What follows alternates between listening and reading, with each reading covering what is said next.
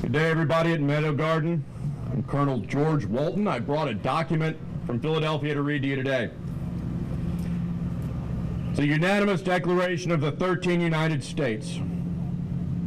When in the course of human events it becomes necessary for one people to dissolve the political bands which have connected them with another, and to assume among the powers of the earth the separate and equal station to which the laws of nature and of nature's God entitle them, a decent respect to the opinions of mankind requires that they should declare the causes which impel them to the separation.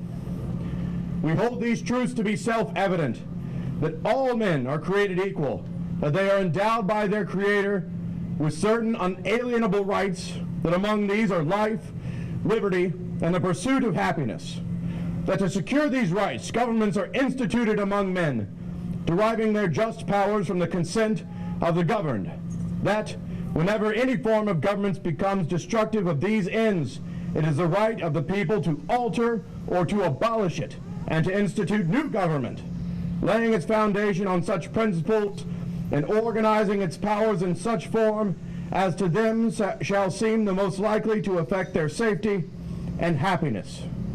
Prudence indeed will dictate that governments long established should not be changed for light and transient causes, and accordingly all experience hath shown that mankind are more disposed to suffer, while evils are sufferable, than to right themselves by abolishing the forms to which they are accustomed. But when a long train of abuses and usurpations, pursuing invariably the same object, evinces a design to reduce them under absolute despotism, it is their right, it is their duty to throw off such government and to provide new guards for their future security. Such has been the patient sufferance of these colonies, and such is now the necessity which constrains them to alter their former systems of government.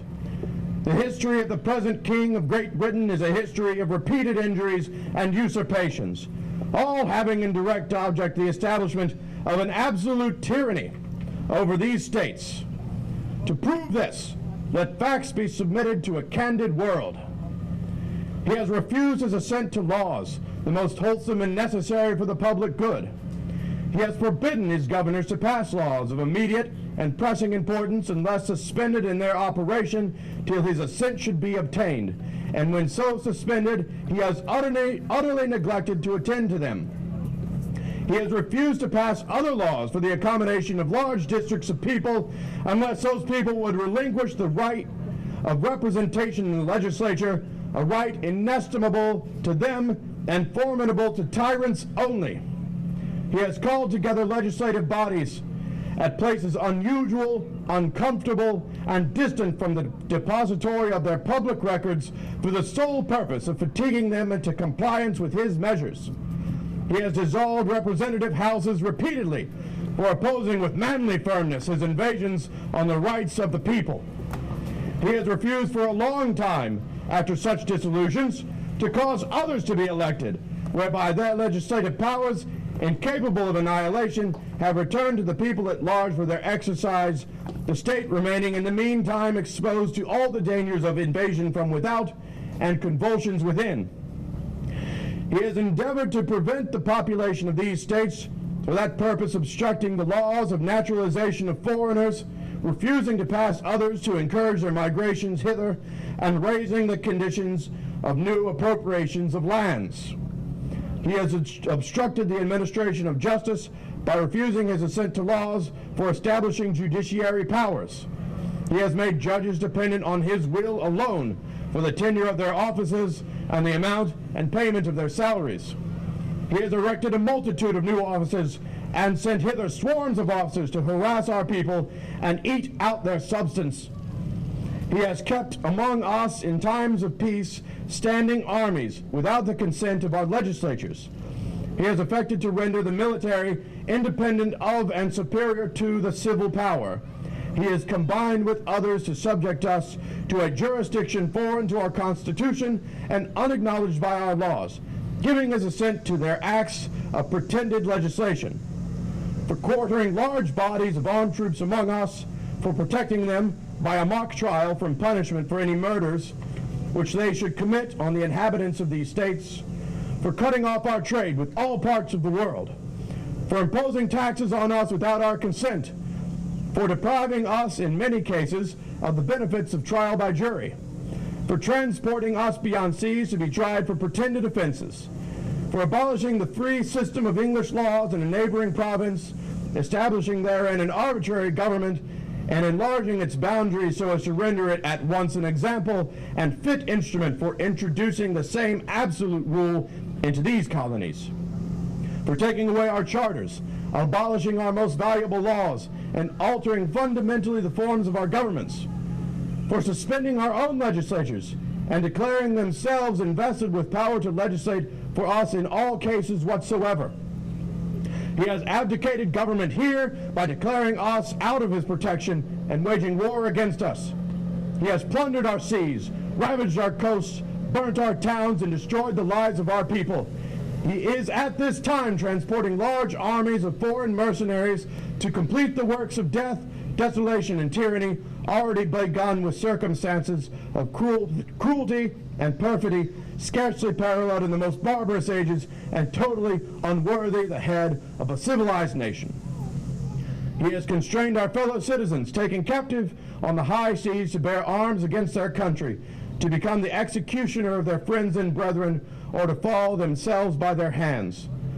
He has excited domestic insurrection amongst us and has endeavored to bring on the inhabitants of our frontiers, the merciless Indian savages, whose known rule of warfare is an undistinguished destruction of all ages, sexes, and conditions.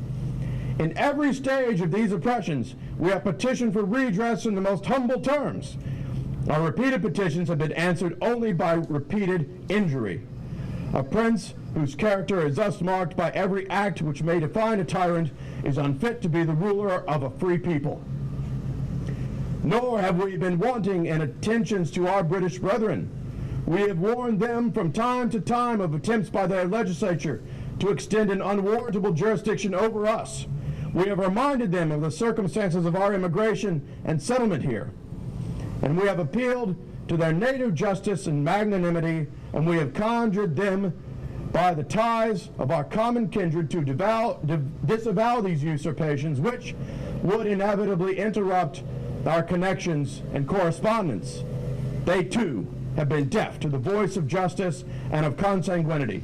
We must therefore acquiesce in the necessity which denounces our separation and hold them, as we hold the rest of the world, enemies in war, in peace, friends.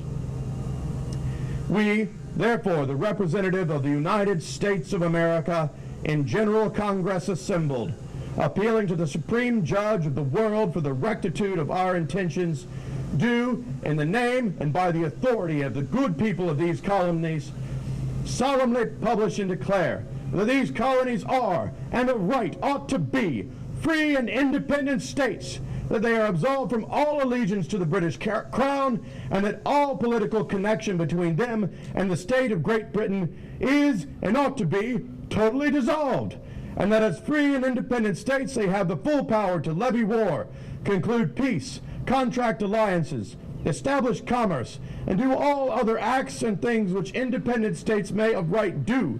And for the support of this declaration, with a firm reliance on the protection of our divine providence, we mutually pledge to each other our lives, our fortunes, and our sacred honor.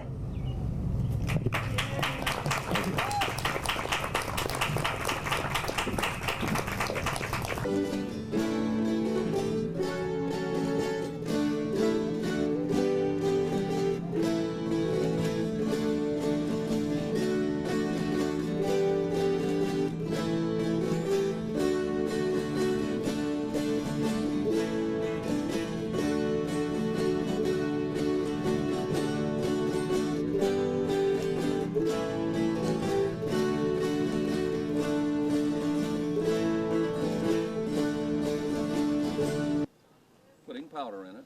You set back the flint. This is actually a modern addition to this weapon. I got one. Okay. Victory to my name. She must have. Okay. Enjoy it. Thanks for coming out. Yep. I just was trying to figure out.